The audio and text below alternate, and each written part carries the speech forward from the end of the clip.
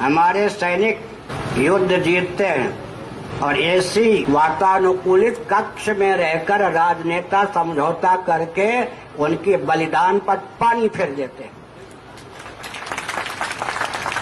न चाहते हुए भी लाल बहादुर शास्त्री जी ने भी यही किया। ताशकंद वार्ता, अपने प्राणों को हथेली पर रखकर हमारे देशभक्त योद्धा जूझते हैं, लेकिन 2 घंटे की वार्ता के ब्याज से राजनेता उनके बलिदान पर पानी फेर देते हैं। वाजपेयी जी को मैंने सावधान किया था 7 महीने पहले जम्मू कश्मीर आदि क्षेत्र की यात्रा करके, और मैंने घोषणा कर दी थी पटना में और भुवनेश्वर में पाकिस्तान आक्रमण करने वाला है। हमारी बात अनसुनी की गई। 7 महीने बाद कारगिल युद्ध हुआ।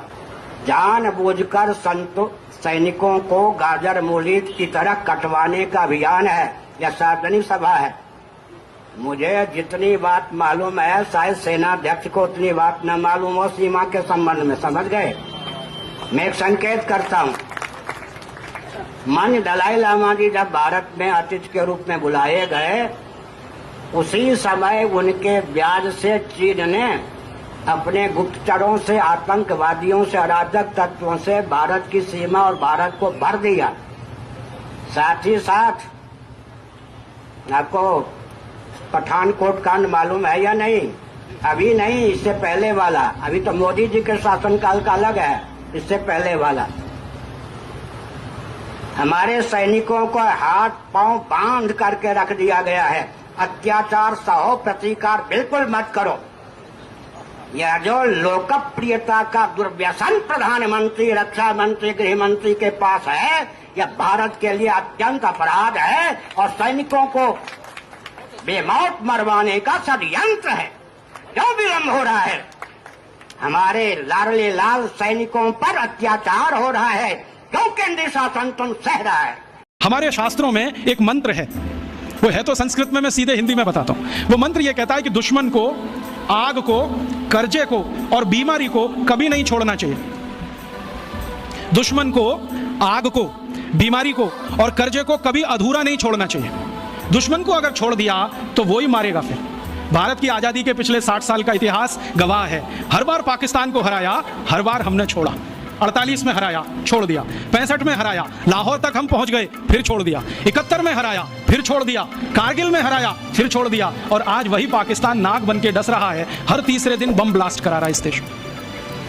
तो शास्त्र का मंत्र है, मेरा नहीं है, कि दुश्मन को छोड़ना नहीं चाहिए कभी भी। अगर हाथ में आ गया, खत्म कर दो। और शायद यही बात भगवत गीता में कृष्ण भी अर्जुन को समझा रहे हैं। छोड़ो मत इनको। अगर जो तुमने छोड़ दिया तो ये विष बीज की तरह से फैलेंगे, पूरे देश में अधर्म की स्थापना कर देंगे। इसलिए कौरवों को छोड़ो मत, इनके अंतिम व्यक्ति तक संहार करो। हम अमेरिका को पेप्सी कोक पी के लाखों करोड़ों रुपए देते हैं। अमेरिका उसी में से पाकिस्तान को दान के रूप में पैसा देता है। पाकिस्तान सरकार वही पैसा आतंकवादियों को दान में देती है। आतंकवादी उसी पैसे से बम बनाते हैं और उस बम को लाकर भारत देश में ब्लास्ट करते हैं। हम पेप्सी पीते हैं और भारत माता की जय बोलते हैं। दुर्भाग्य से हम सब भारत माता की पराजय के काम में लगे हुए। सबसे बड़ी गलती जब हमारी सेना जीत रही थी,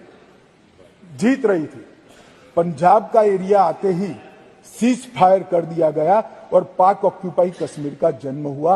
अगर सीज फायर 3 दिन लेट होता तो पाक ऑक्यूपाई कश्मीर आज भारत का हिस्सा।